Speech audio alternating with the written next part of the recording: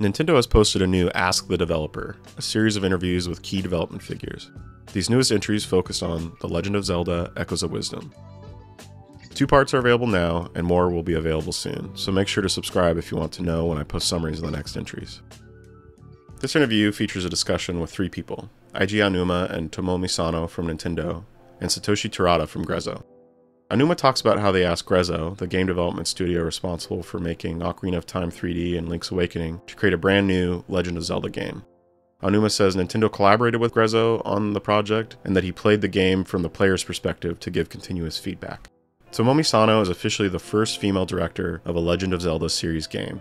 She had previously supported Grezzo during the development of the Zelda remakes they worked on, and was also involved in Twilight Princess HD, as well as some of the Mario and Luigi games. At the start of development, Nintendo asked Grezzo employees to pitch internally their ideas for the new Legend of Zelda game.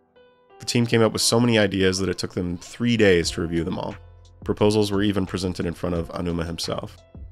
After Grezzo finished developing the remake of Link's Awakening, they ended up loving the world so much that they talked to Nintendo about creating an edit dungeon type game, which they were prototyping at the time. It's unclear whether or not this is what Nintendo gave the green light on, but the team ended up spending a year of development time building out this idea. And, after a year of development, the team presented a playable Zelda dungeon building game to Aonuma. While he acknowledged, quote, "It's fun to create your own dungeon and let other people play it. It's also not so bad to place items that can be copied and pasted in the game field and create gameplay where they can be used to fight enemies," which was ultimately the beginning of Echoes of Wisdom. The edit dungeon concept involved copying various things during your adventure out in the game field, then bringing them back to create a dungeon in a dedicated place. Feels like fans have been begging Nintendo to make a Zelda dungeon builder for years, with some even going so far as to make their own, like Super Dungeon Maker. But after Aonuma played the prototype a whole year in development, the team changed gears and Echoes of Wisdom was born.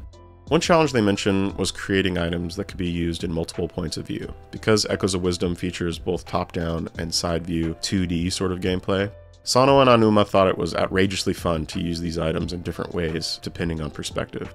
Deciding on what echoes to create was another major challenge. Of course, weak enemies make for weak echoes and strong enemies for strong echoes, but if they're too strong or too weak, it wouldn't be fun. Additionally, if an echo is too useful, it's unlikely that the player would use anything else. They designed the echoes to encourage players to try out lots of different things to accomplish their goals. Water blocks were a particularly challenging echo to create. They allow the player to build water pillars and shapes to swim up and through. The development team had to create a cube-shaped water object that players could connect and build on, and making sure that the water functioned as the player expected was hard. With more than 100 echoes available in the game, the team still wanted players to know which echo did what so they could quickly decide which echo to use in any given situation. Because of this, early in development they even considered restricting the number of echoes that could be used in a dungeon, but decided against that as it felt frustrating to the player. They eventually scrapped that approach and settled on not having any restrictions at all. One of Aonuma's responses to this developer interview stood out to me, and instead of paraphrasing it, I want to read it to you in whole. Aonuma says, "I used to believe that the theory behind games was being set loose from restraints gives a feeling of freedom and growth. That's why old games were designed to slowly lift the restrictions that were there from the start. For a long time, game developers like ourselves have made games while firmly believing this theory to be right, and we felt safe creating restrictions in line with it. However, the Echoes gameplay could fly in the face of this theory at times. When you're actually playing, it can be more fun not having the restrictions in the first place. So we asked ourselves, what do we want to do about this one? Shall we remove it?" And then gradually began removing those restrictions. Over time, most of the restrictions we thought were necessary at the start of development were no longer needed. It even led us to allow things that we worried at first would provide too much freedom. It's strange, isn't it? It's almost as if introducing some freedom attracted even more freedom. I think it says a lot about Aonuma that he's been developing games since 1991, but still has the capacity to learn new things. Being mischievous was a key phrase they used during development. The team even created a document to explain what being mischievous meant to them, with 3 rules. 1. Be able to pace things however, wherever, and whenever you like. 2. Make it possible to create puzzles using things that aren't there. And 3. Being able to find uses for echoes that are so ingenious it almost feels like cheating should be part of what makes this game fun.